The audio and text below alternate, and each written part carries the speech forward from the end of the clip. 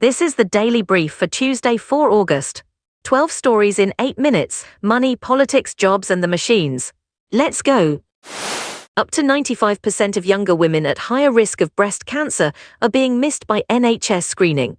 Current guidelines focus only on inherited genes, not lifestyle factors like alcohol and obesity. A Cambridge study using a new risk calculator found 8 times as many cases in women under 50. The tool identified that a quarter of all women under 50 would be at above average risk. But the NHS currently only refers 1.4% for further assessment. 3/4 of under 50 cases have no family history, the key criterion in current guidelines. Breast cancer is a leading cause of death in women under 50 in the UK. Around 60,000 people are fleeing their homes as massive wildfires rage around Spokane. 3 major fires continue to burn unchecked around the second-largest city in Washington state. The blazes have destroyed approximately 700 buildings, including homes and businesses. Mayor Lisa Brown called it the worst natural disaster the region has ever faced. More than 10,000 customers lost power on Sunday, though half had it restored by Monday. 16 large uncontained wildfires are now burning across Washington state in total.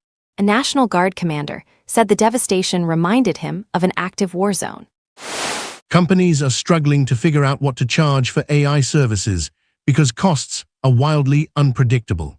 The problem lies in tokens, the mathematical chunks that power AI models and agentic systems. Token consumption has skyrocketed, while individual token costs have plummeted. Subtle variations in prompts produce different answers, making costs impossible to forecast. Goldman Sachs forecasts token consumption will jump 24 times between 2026 and 2030.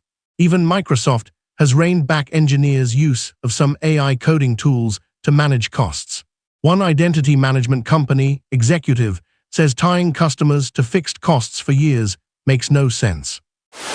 As Andy Burnham becomes Prime Minister, his Manchester success story could reshape the entire country. Burnham was blocked from standing for Parliament 5 months ago and retreated to his mayor's office. He planned ambitious bids for Manchester, including hosting the Women's Football World Cup final in 2035. The city is the fastest-growing economy in the country and has poached the Brit Awards from London. Manchesterism blends free market economics with strong social values, rooted in the city's history. Manchester's cotton traders championed free trade, while trade unions and the cooperative movement emerged. Burnham left the Northwest in the early 1990s because he couldn't find work locally. UK graduate job openings have fallen to their lowest level since the pandemic ended.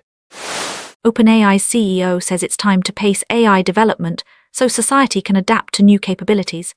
Altman's comments came after an OpenAI agent breached Hugging Faces systems in a recent hack. One analyst compared the breach to Nixon's people breaking into Watergate, not a sophisticated cyber operation. Altman was careful with his language, calling for a pace rather than a pause like some tech leaders have. OpenAI and Anthropic have both backed a petition reflecting Altman's concerns about safety. Industry observers question whether companies can balance pacing development while continuing to generate revenue. The question remains whether slowing down can work when financial incentives push labs to accelerate. Quick break: every call your business misses is a customer calling someone else. Asm.ai answers your phone, your website, and your messages day and night. It takes the details, books the job, and sends it straight to you. See it working at asmi.tech. 18-year-olds can now buy half-price train tickets under new railcard rules starting August 17th. The 1617 Saver railcard will now be valid for a full year from purchase instead of expiring at 18. 17-year-olds buying before their 18th birthday will keep the discount until the day before they turn 19. More than 70,000 students each year were previously losing an average of £175. The railcard costs £35 per year and offers 50% off most train fares. 18-year-olds already had access to a 1625 railcard, but it only offers a third off travel. The move comes as the government also announced a cap on single bus fares will be cut from £3 to £2. Japan and the U.S. have jointly intervened in currency markets for the first time since 2011.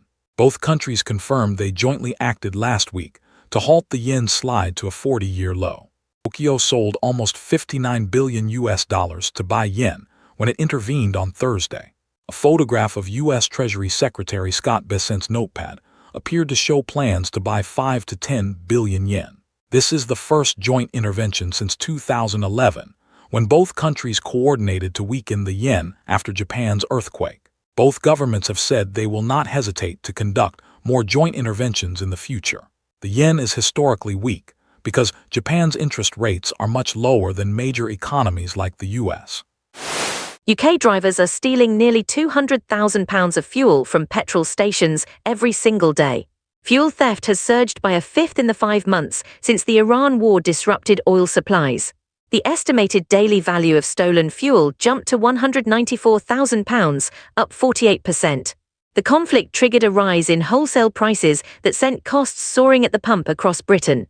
Forecourt staff report increasing abuse, intimidation and violence from frustrated customers. The volume of stolen fuel rose by 24% to 108,900 litres per day. Petrol station owners say there is no deterrent and no comeback, calling on police to do more. Shadow Home Secretary Chris Philp wants police to make facial recognition checks mandatory. Philp is demanding officers run images of suspects through facial recognition software as standard practice. He wants geotagged items like phones and laptops pinging a suspect's address to trigger automatic door knocking. The Conservatives also plan to tackle stolen goods being sold openly online. The existing facial recognition database contains images of about 10 million people. Philp says the database exists, but lacks a requirement for police to actually use it. The plan is backed by 10,000 extra police officers, funded by £800 million per year. Job site Indeed reports UK hiring is down while demand for artificial intelligence skills jumps sharply. A new startup raised $20 million to solve the problem of getting AI actually working in big companies. June emerged from stealth, backed by Marc Benioff's Time Ventures and executives like Michael Dell. The company tackles the paradox that AI increases demand for expensive professional services and engineers. Most companies answer AI deployment by hiring more people rather than automating implementation. The startup's founders previously built Bonobo AI, which Salesforce acquired in 2019.